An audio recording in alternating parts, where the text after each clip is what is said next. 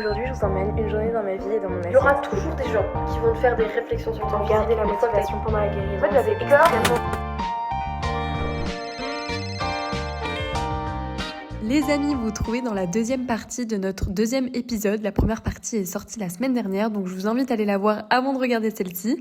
Et je vous souhaite bon visionnage. Comment retrouver une vie sociale après les TCA? Avez-vous réussi à garder des amis? Les troubles, ça isole énormément. En fait, le truc, c'est que t'as envie de te retrouver avec ta maladie. T'as pas envie de sortir de ta zone de confort. Là, tu dis, sortir boire un verre, qu'est-ce que je vais boire? Sortir au resto, qu'est-ce que je vais manger? Quand tu vas être avec eux, tu seras même pas avec eux, tu vas pas écouter, tu seras avec ta maladie. En fait, du coup, pour toi, c'est beaucoup plus confortable de rester avec la maladie et d'être chez toi. Non, mais moi, j'avais ce côté en mode, non, mais je suis une personne, j'aime bien être seule. Alors oui, j'aime bien être seule. Et ça m'a mis... Là, c'était pas pour ça. C'était pas pour ça. C'était pas pour profiter de ta propre compagnie, c'était pour te détruire un peu plus et sans que personne ne le voit. De ouf. Alors que moi, j'étais une personne, je sortais tout le temps, quoi. Moi, mon collège, je l'ai passé, mais je faisais tout le temps, j'étais toujours... Et c'est quelque chose, j'ai mis beaucoup de temps, en vrai, à le retrouver. Ce truc aussi de... Comment on appelle ça? D'imprévu, tu vois. Ah oui, plus spontané, c'est vrai qu'on devient très rigide. Tellement rigide. Très, très, très rigide. Et ce truc de spontané où, ok, vas-y... Si c'était pas quelque chose que j'avais pas programmé, ok, c'est bon, je me laisse aller dans le flux. C'est quelque chose, j'ai eu beaucoup de mal avec ça, donc si t'as eu du mal avec ça, je vous comprends. Ouais. Est-ce que toi t'as eu du mal avec ça ou... Je comprends. Déjà, j'ai vécu tout ce que tu décris. Au début de la maladie, étant donné que ça a commencé quand même à un très jeune âge, vers la 6e, 5e, j'étais à un niveau où ça n'impactait pas tant mes relations sociales. Certes, je pense que mes amis ont perçu un réel changement autant dans mon comportement alimentaire que dans mon comportement de la vie de tous les jours. Enfin, j'étais devenue très travailleuse, alors que de base, je savais même pas qu'on avait une moyenne et qu'on avait pronote. Je savais même pas qu'on avait... À chaque vidéo, je crois qu'à un moment, je vais partir en cacahuète avec mon haut. Je savais même pas qu'on avait une moyenne. Enfin, je me soucie absolument pas des cours et des notes et de la performance ni quoi que ce soit. C'était pas du tout une préoccupation. Et d'un coup, j'ai eu cette volonté d'être parfaite. Donc je pense que d'un coup, j'ai perdu mon sourire, mon énergie. Tu t'affaiblis, tu deviens plus terne. Donc là, je pense que ça a impacté mes amitiés dans le sens où j'ai été différente. Après, pour autant, j'ai eu la chance d'être acceptée comme ça pendant plusieurs années. Et je pense qu'à un moment, j'ai été devenue trop différente. Et j'ai trop négligé mes amitiés, mais en même temps, tu vois, je me culpabilise pas par rapport à ça parce que je sais que j'en étais pas capable. Dans tous les cas, plus rien ne comptait. Tout ce qui comptait, c'était la maladie. Donc je me rappelle de refuser les invitations à sortir le midi au resto ou quoi parce qu'il fallait que j'aille marcher et j'inventais des excuses. Donc au final, ça me poussait à être dans le mensonge. J'allais pas sortir le soir. Ensuite, ça, c'était à un autre niveau. C'était pendant ma guérison, j'allais par exemple pas sortir le soir parce que j'avais ce rituel de mon yogourt bowl avec mon chocolat devant ma série et c'était mon moment. Et en fait, c'était même plus un plaisir. À un moment, je me suis rendu compte que c'était une contrainte qui m'empêchait de sortir, d'aller faire la fête le soir alors que j'en avais envie. Mais c'était encore la maladie, tu vois, qui essayait de ritualiser tout ça. Et moi, mes amis, je pense que je les ai trop négligés de par ma maladie et que petit à petit, ça a créé un gros gap et qu'à partir du moment où j'ai commencé à avoir beaucoup d'énergie, à aller mieux, j'ai voulu complètement fuir ma ville, Annecy, parce que j'ai été malade tellement d'années dans cet endroit, entourée de mes parents qui, j'avais l'impression, ne changeraient jamais de vision de moi, me verraient toujours comme quelqu'un de malade, que du coup, j'ai ressenti ce besoin de partir. Donc moi, je suis partie 2-3 mois donc, à Paris, chez ma mamie, chez ma meilleure amie qui faisait ses études là-bas. Et du coup, j'ai carrément perdu contact avec la plupart de mes amis. Et je pense que ça nous a lourdement impacté parce que forcément, des personnes qui ont toujours été présentes pour moi, en tout cas, pas forcément activement, mais au moins garder, prendre des nouvelles, se soucier de moi, je vois, après tant d'années à pas vraiment être présente pour autant, moi, j'étais pas forcément présente ni investie. Et je pense qu'elles s'attendaient à me voir revenir dans leur vie et leur rendre l'appareil, tu vois. Chose que j'ai pas faite et qu'au contraire j'ai fait encore moins. J'ai voulu me reconstruire et comme oublier mon passé. Et forcément ça a créé du coup beaucoup d'impact. Donc moi j'ai perdu toutes mes amitiés, sauf avec ma meilleure amie depuis ma naissance. Mais j'ai complètement changé de cercle amical. Ça a été vraiment difficile. Puis petit à petit je me suis dit c'est peut-être un mal pour un bien, tu vois, on sait pas ce que le temps va me réserver. Genre, je garde espoir dans le fait qu'on se retrouvera peut-être ou pas. C'est des personnes que j'estime vraiment. Mais j'ai eu ce besoin aussi je me suis sentie vraiment très coupable de ce que j'avais pu faire subir ou pu dire, comme toi tu le disais. Et parce qu'honnêtement, on me reprochait des choses dont je me souvenais pas. Et du coup, j'étais là en mode, je suis désolée, je sais pas quoi dire parce que je me rappelle pas de ce moment-là. Je me rappelle pas de cette journée-là. J'étais soit dénutrie, soit shootée, soit en train d'aller marcher, tu vois. Bien sûr. Donc voilà, le sujet des amitiés. Est-ce que à un moment, t'as regretté, enfin là, après ta guérison, en te trouvant seule, en te disant, punaise, j'ai pas d'amis. Ah ouais.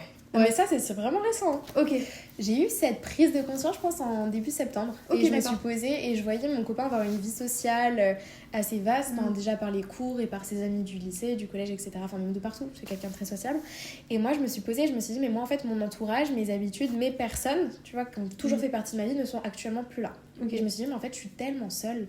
Parce que moi, en plus, je fais le CNED, donc école à domicile, ce qui fait que je passe mes journées seule en soi.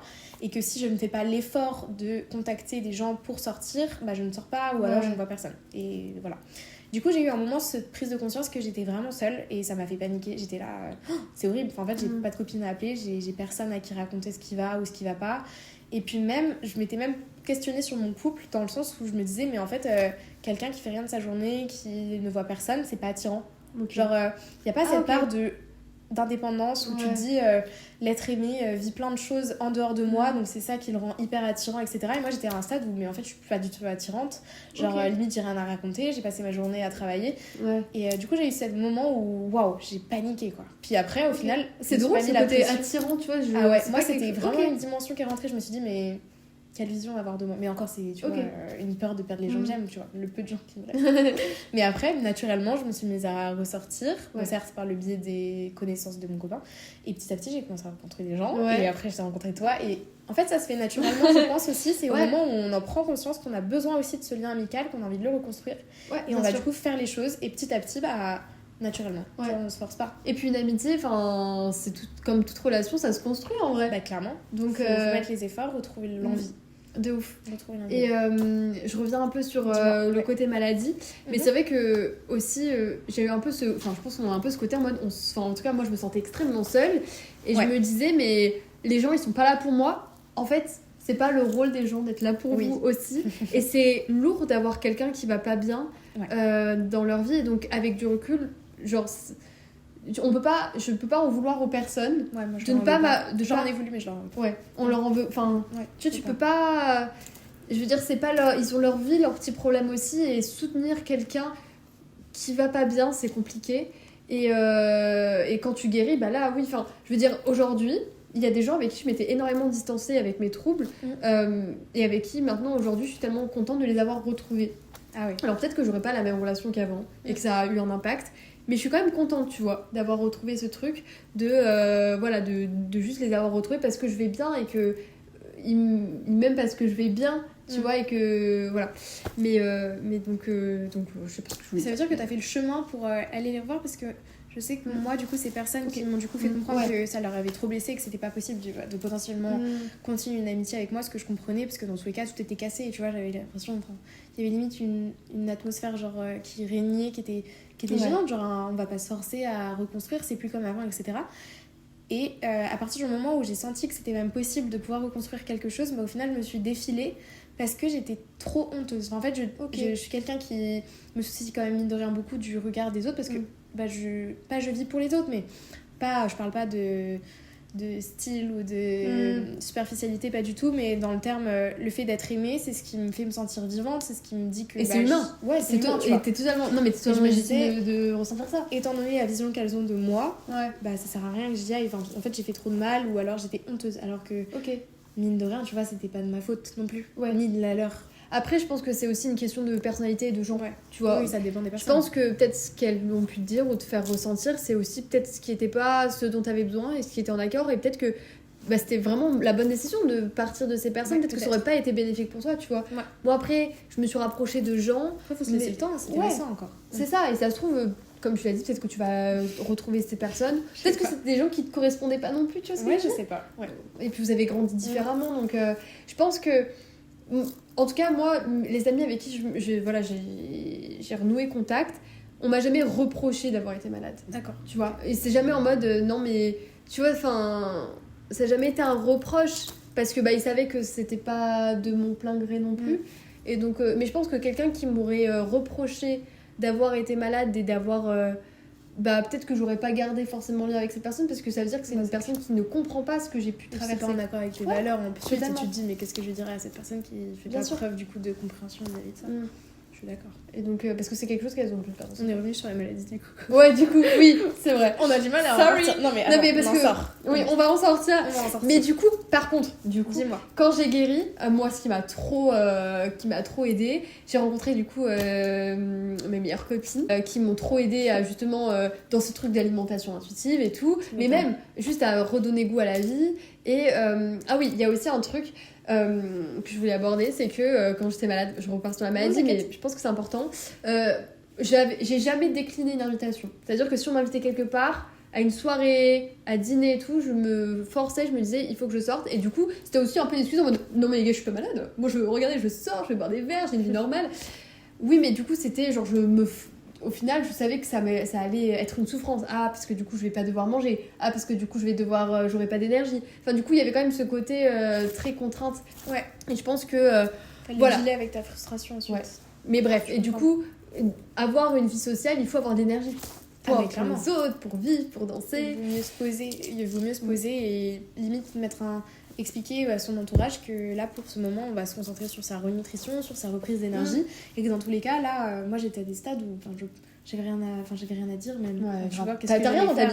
Il se passe rien dans ta vie. Il se passait rien. Enfin, puis même, j'avais même pas limite l'énergie de parler. Ouais, donc, chaque chose en son temps, comme avec le sport. Est-ce que tu veux passer sur l'amour du coup? Bah écoute, on va lire un peu les questions. Ok, du coup, moi j'ai parlé pas mal d'amitié, mais parle-nous de ta relation au couple. Comment ça a pu t'aider dans la guérison? Ou même comment le fait d'être aimé peut aider? Ouais. Parce que du coup, comme t'avais pas ce côté très amitié, t'as quand même ce côté amour. Tu vois, t'as quand même cette dimension couple où t'as quand même une personne avec toi, tu vois. Oui, mais au final, tu vois, j'avais encore mes amis au moment où il arrive dans ma vie. Ouais. Donc ça s'est fait un peu, au moment où je l'ai eu, d'un coup j'ai perdu ça. Tu sais, c'était un peu un changement. Et je pense que mine de rien, je suis humaine. Donc le fait de voir que quelqu'un acceptait et appréciait un corps que j'ai toujours détesté m'a aussi permis de changer de vision. Je me suis dit, peut-être que moi je l'aime pas, mais il l'aime à ma place, tu vois. Ouais, et à partir de ce moment-là, ça m'a aidé à faire le processus de je sors de ma vision malade et waouh, en fait, je peux potentiellement être désirable, je peux potentiellement plaire, je peux potentiellement être jolie aux yeux de quelqu'un autre que moi. En fait, ça a été de me voir à travers les yeux d'une autre personne.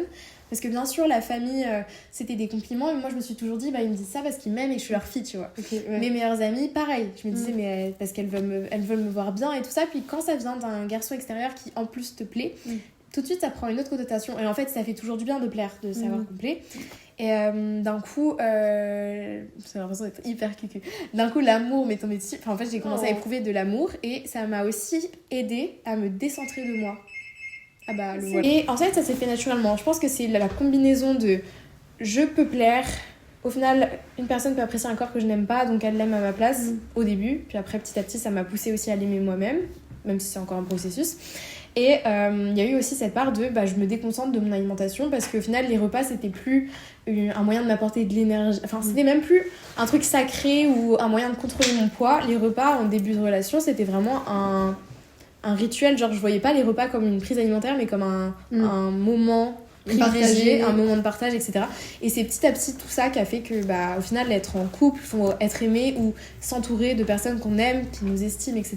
et qui nous respectent, ça aide mine de rien à guérir. Mais après tu vois, c'est pas non plus pendant un moment je me disais mais en fait c'est tout mon entourage, c'est les gens qui m'aiment, mon amoureux, mes copines ou quoi qui m'ont sauvé la vie.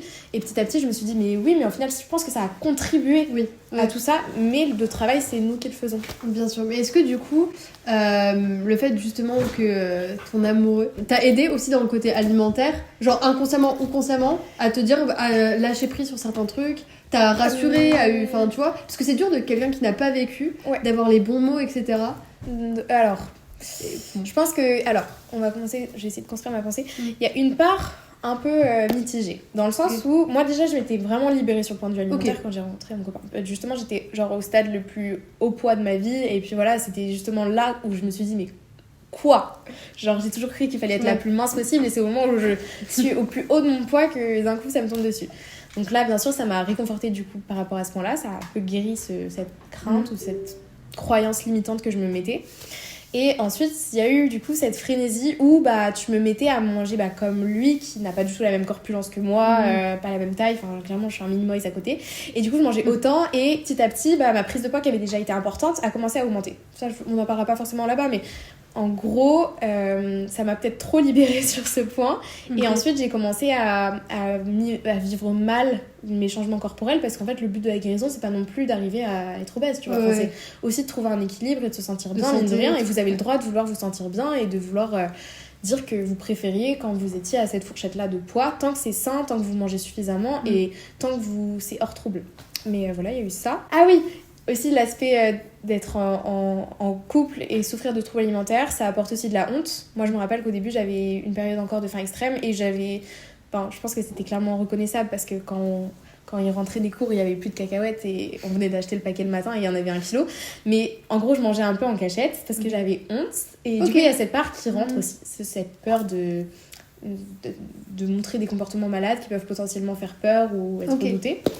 Il y a tout ça qui rentre en jeu. Il y a aussi la comparaison. Moi, je l'ai pas forcément vécu, mais je sais qu'il y en a beaucoup qui le vivent, qui se disent mais au final mon copain m'en mange moins que moi, donc je suis tout le temps en train de fixer son assiette. À partir du moment quand genre limite, on m'a même parlé de personnes qui voulaient genre finir leur assiette après ou enfin tu sais plein de trucs comme ça où se fixer sur la personne repère. Ça devient ton repère et du coup moi c'était devenu mon modèle et du coup je faisais pareil alors qu'il fallait pas forcément que je fasse pareil.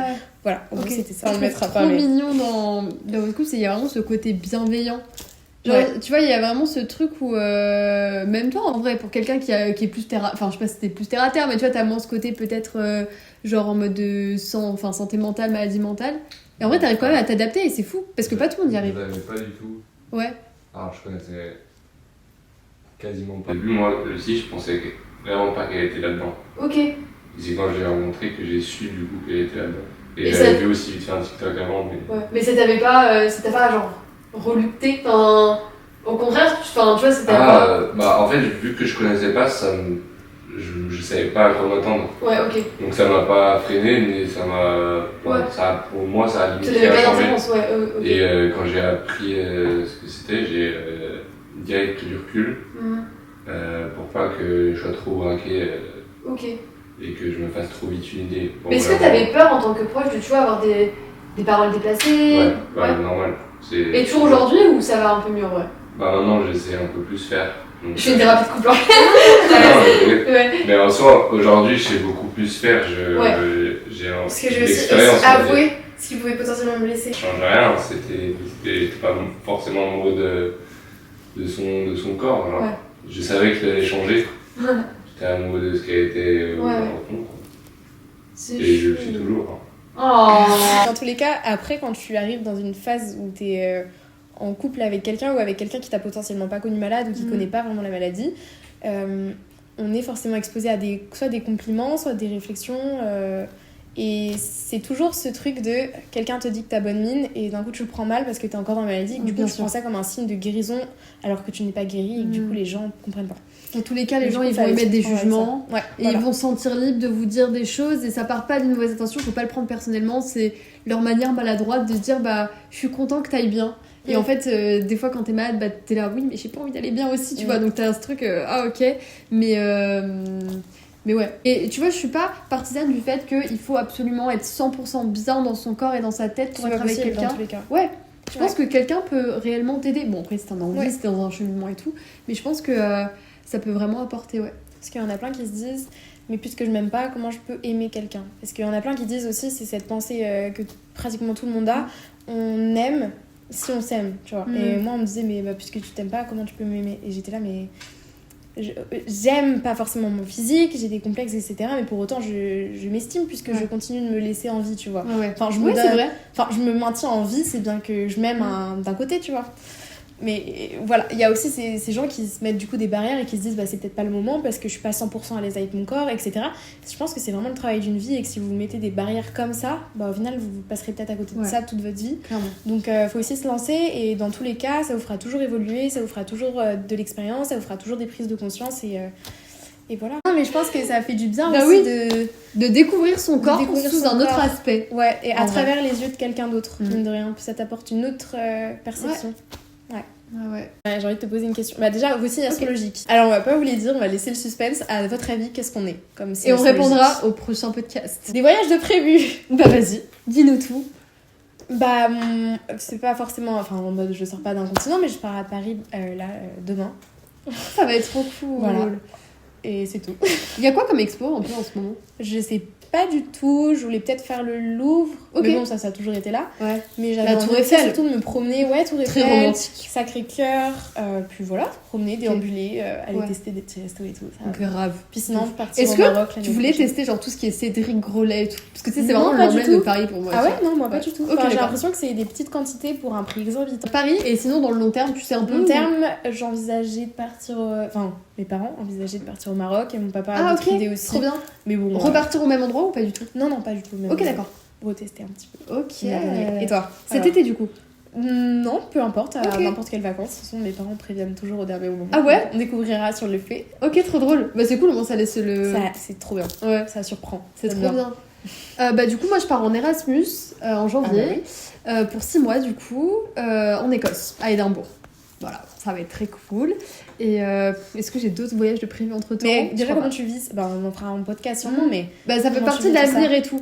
En vrai, je suis assez dans le moment présent, du coup j'y pense pas du tout. Je me projette pas et d'ailleurs faudrait que je regarde les logements et tout, tu vois, faudrait vraiment que je me projette. En fait je me projette tellement pas que des fois je me demande mais est-ce que t'en as vraiment envie? Parce qu'en fait moi c'est imposé par mon école, genre on est obligé de faire un semestre à l'étranger et en fait il y a un peu ce côté en même temps là je suis bien dans ma vie mais en même temps c'est cool, tu vois, ça me fait expérimenter autre chose, je vais découvrir des gens, ça va être trop cool, mais je pense, tu sais, j'ai plus cette envie en ce moment de faire le tour du monde et vraiment rencontrer des gens en mode qui, tu vois, plein de cultures en tant que telles et du coup j'ai plus envie de bouger que de me dire putain je vais aller, enfin punaise, 6 mois en 6 Écosse. mois dans un pays quoi.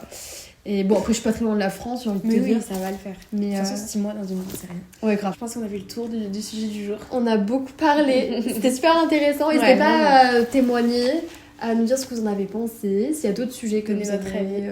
qu'on aborde. Ouais. C'était un plaisir en tout cas de vous retrouver. On va voir comment on s'organise là parce que là ça va être les vacances. Moi je sais que je vais partir. On va voir si on pourra du coup être régulière comme on l'a promis, c'est-à-dire un podcast par semaine. On va essayer de faire au mieux et de toute façon on vous tient au jus sur le compte Instagram. Sur le compte Instagram, donc venez nous suivre. Voilà, bisous. Bisous.